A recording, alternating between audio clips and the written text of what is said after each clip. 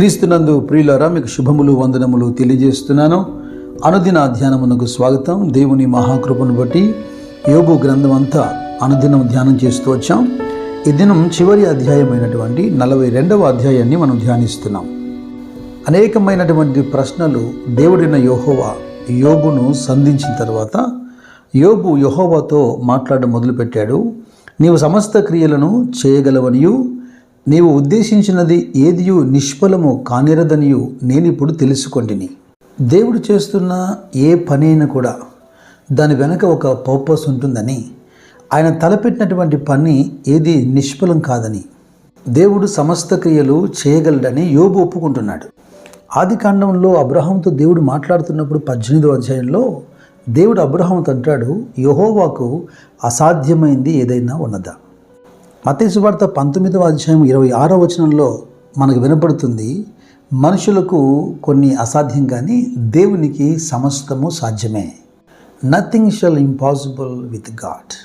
అయితే యోబు గ్రంథం 38వ అధ్యాయంలో దేవుడిని యెహోవా సుడిగాలిలో యోబుకు ప్రత్యక్షమై జ్ఞానము లేని మాటలు చెప్పి ఆలోచనను చెరుపుచున్న వీడెవడు అన్న మాట మనం చూస్తాం కదా.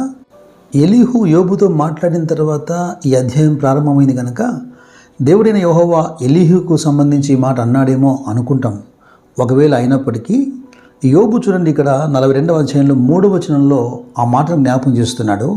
జ్ఞానము లేని మాటల చేత ఆలోచనను నిరర్థకం చేయి వీడెవడు?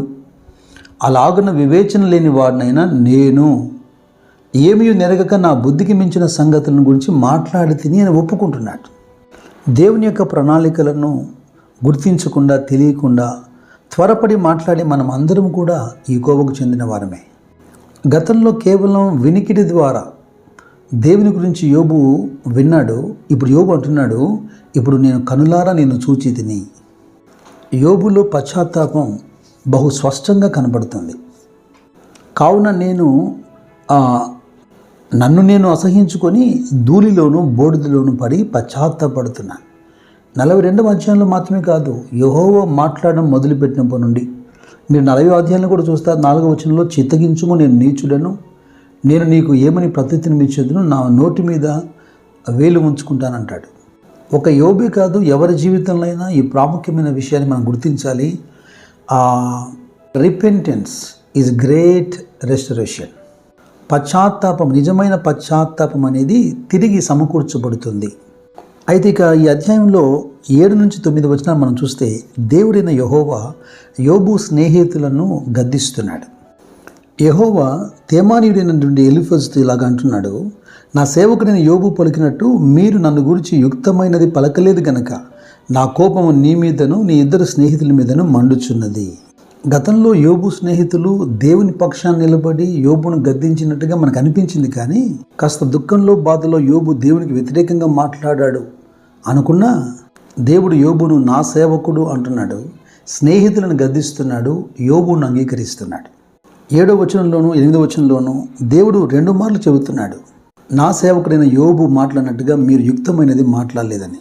అయితే యోబు స్నేహితులను అంగీకరించినట్లుగా దేవుడు చెబుతున్నాడు, మీరు 7 ఎడ్లను 7 పొట్టేళ్లను తీసుకొని నా సేవకుడైన యోబు యొద్దకు పోయి మీ నిమిత్తం దహన బలి అర్పింపవలెను. అప్పుడు యోబు మీ కొరకు ప్రార్థన చేస్తాడు, మిమ్మల్ని శిక్షించకున్నట్లుగా మీ పక్షాన అతన్ని మాత్రమే నేను అంగీకరిస్తాను అంటున్నాడు.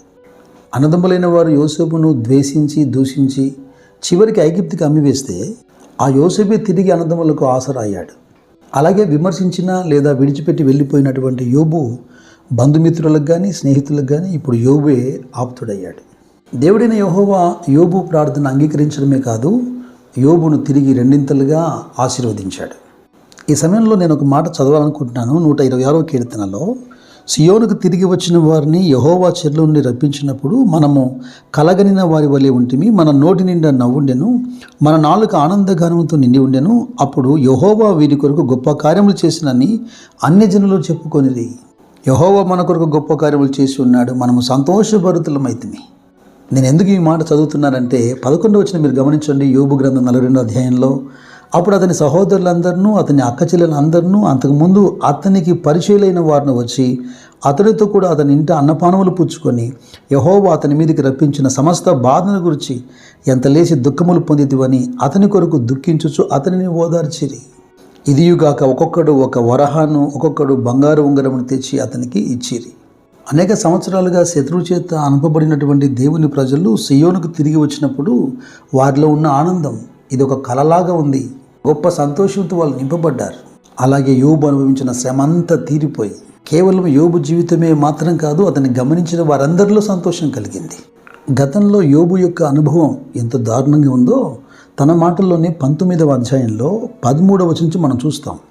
నా సోదర జనం నాకు దూరమై ఉన్నారు, నా నెలవర్లు నాకు అన్యులైరి, నా బంధువులు నా ఎద్దుకు రావడం లేదు, నా ప్రాణ స్నేహితులు నన్ను మర్చిపోయి ఉన్నారు, నా ఇంట్లో పనిచేస్తున్న పనివారు కూడా నన్ను అన్యునిగా ఎంచుతున్నారు, నేను పిలవగా పనివారు పలకడం లేదు, నా ఊపిరి నా భార్యకు అసహ్యంగా మారింది, నా ప్రాణ స్నేహితులందరికీ నేను అసహ్యుడినైతిని అని విలపిస్తూ వచ్చాడు. ఇప్పుడైతే స్నేహితులందరూ బంధువులందరూ సమకూర్చబడి బహుమతులు కూడా తీసుకుని వస్తున్నారు. పడిపోయిన చోటే రెట్టింపు ఘనత ఇవ్వడం అంటే ఇదే కదా. యెషయా 40వ అధ్యాయం 1వ వచనంలో యెరూషలేముతో ప్రేమగా మాట్లాడుడి, ఆమె యుద్ధకాలం సమాప్తమయ్యను అన్నట్టుగా ప్రవచనాత్మకంగా చెప్పబడుతున్న ఈ మాట ప్రకారం యోబు వలె మనందరి జీవితాల్లో కూడా ఇటువంటి యుద్ధకాలములు సమాప్తమవునుగాక. మొదటి అధ్యాయం తిరిగి రాయబడింది అన్నట్టుగా యోబు జీవితంలో అన్ని రెండింతలయ్యాయి. తిరిగి 10 మంది సంతానాన్ని ఇచ్చాడు. 140 సంవత్సరాలు ఆయుష్కాలం దేవుడిచ్చాడు. యథార్థత, నీతి, భక్తితో ప్రారంభించబడినటువంటి ఇతని జీవితం, ఇతని కుటుంబం ముగింపు అంధకారంగా మారలేదు. దేవుడు గొప్ప వైభవంతో నిలబెట్టాడు. ఈ యోబు గ్రంథం ముగిసింది కనుక ఈ గ్రంథాన్ని కంక్లూడ్ చేస్తూ 2 మాటలు చెప్పాలనుకుంటున్నాను. చాలా జాగ్రత్తగా ఈ విషయాలు మనం గుర్తుంచుకోవాలి. శ్రమలు, శోధనలు ఎల్లప్పుడూ పాపమే కారణం కాకపోవచ్చు. కొన్ని సందర్భాల్లో మనం అనుభవిస్తున్నటువంటి శ్రమల కారణం మనకు అర్థం కాకపోవచ్చు. సమస్యల మూలంగా ఆత్మీయంగా ఎదిగే కోణం కూడా మనకి గ్రంథంలో కనబడింది. అన్నిటికంటే ముఖ్యంగా కష్టకాలంలో, శ్రమల మధ్యలో దేవుని పట్ల విశ్వాసం ఉంచడం ప్రాముఖ్యం. దైవకృప మీకు తోడైనను గాక. God bless you. God bless you. 365 రోజులు ఒక దినం కూడా తప్పిపోకుండా ఎంతో ప్రయాసతో సమకూర్చబడుతున్నటువంటి అనుదిన ధ్యానాల ద్వారా ప్రతిదినం మీ విశ్వాస జీవితంలో మీరు కొనసాగేదానికి, దేవునితో నడిచేదానికి మీకెంతో ఉపయోగకరమని నేను నమ్ముతున్నాను. ఆశీర్వాదకరంగా కొనసాగుతున్నటువంటి అనుదిన ధ్యానాలని మీరు తప్పక వినండి. మీ స్నేహితులకు, బంధువులకు మీరు తెలియపరచండి. ఇక రేపటి దినము నుండి దాదాపుగా 5 మాసాలు కీర్తన గ్రంథాన్ని మనం ధ్యానించబోతున్నాం. ప్రార్థించండి, సహకరించండి. దేవుడు మిమ్మల్ని దీవించును గాక.